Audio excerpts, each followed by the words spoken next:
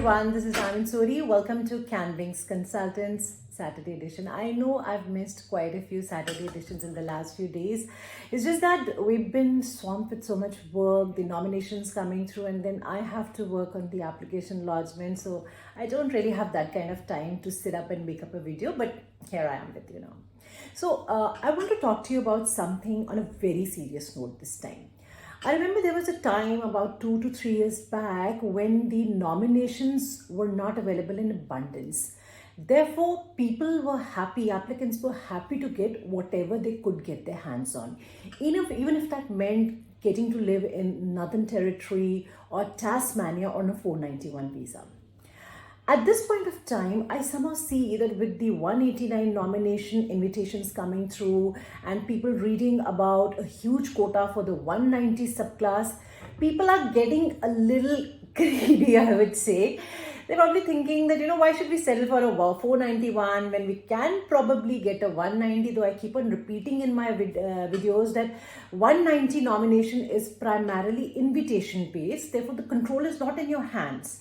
It's really entirely up to the states as to when they give you an invitation for a 190. Whereas in case you think your occupation is available in a particular state, for example, the state of NSW, for a direct application under 491, please do go for it. So, but I still have a lot of people kind of weighing out their options. Now, I want to tell you here that recently the state of NSW, in one way, eased the criteria considerably. Earlier, they had a list of certain occupations, and against each occupation, they had a criteria, both in terms of the minimum points required and the minimum number of years required.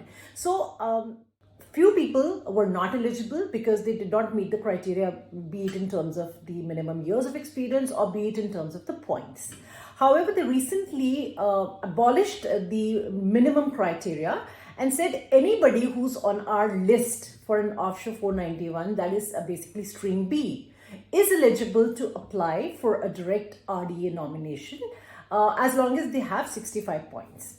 So that made a lot of people eligible. Now, along with that, what they also did was that they removed certain occupations from their list.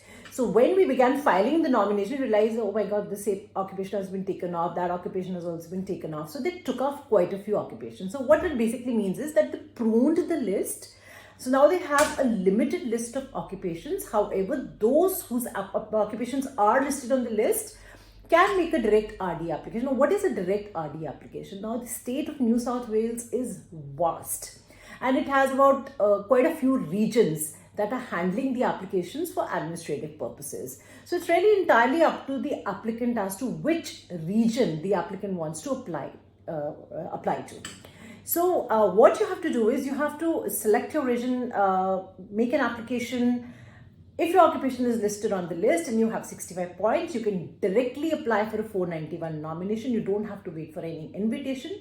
When you apply for a nomination, they'll send out a payment link to your request or an invoice for $800.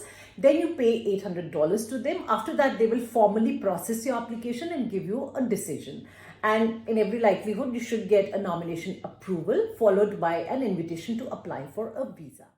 Now, this is a very simple process. However, I think people are a little confused about whether they should be proceeding with this or not because they want to know what is the certainty that we will get a nomination after paying $800. So let me ask you this, what is the certainty that after paying thousands of dollars to the DHA, you will finally get a visa?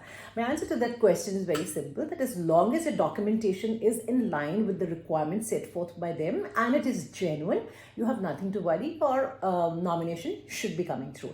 And let me also tell you and take it as a forewarning that the state of NSW intends to further cut down on the occupations. So whatever occupations are listed or let's say available for nomination today may not be available tomorrow.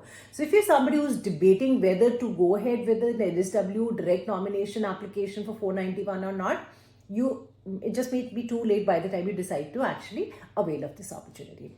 Another word of caution I would have for you is that I know COVID has been very stressful. A lot of people have run out of their patience waiting for the nominations to come through, and some of them have probably already gone to Australia on a student visa, probably thinking that that will in some way enhance their chances. Unfortunately, I think an offshore applicant is best poised for a nomination because those applicants who are living onshore have a huge problem proving their commitment to live in a certain region in Australia. Therefore, those who are already in Australia may have commitment issues in terms of nominations. Now, anybody who has moved to Australia or is thinking of moving to Australia on a student visa while waiting for the nomination to come through must realize that, for example, for the state of NSW, they need you to demonstrate that you have been living offshore outside Australia for the last 3 months before you immediately apply for your nomination application. And somebody who's just moved to Australia 2-3 months back will never be able to prove that their current residence is actually outside Australia. So this is one downside of trying to take advantage of being in Australia while you wait for your migration application. My advice is please remain focused. The environment is very, very conducive for the offshore migrants right now, with lot of nomination opportunities being available. Just stay put, wait for the invitation rounds. You may just get invited, or in case your occupation is already listed for direct nomination, please go ahead and pick that up.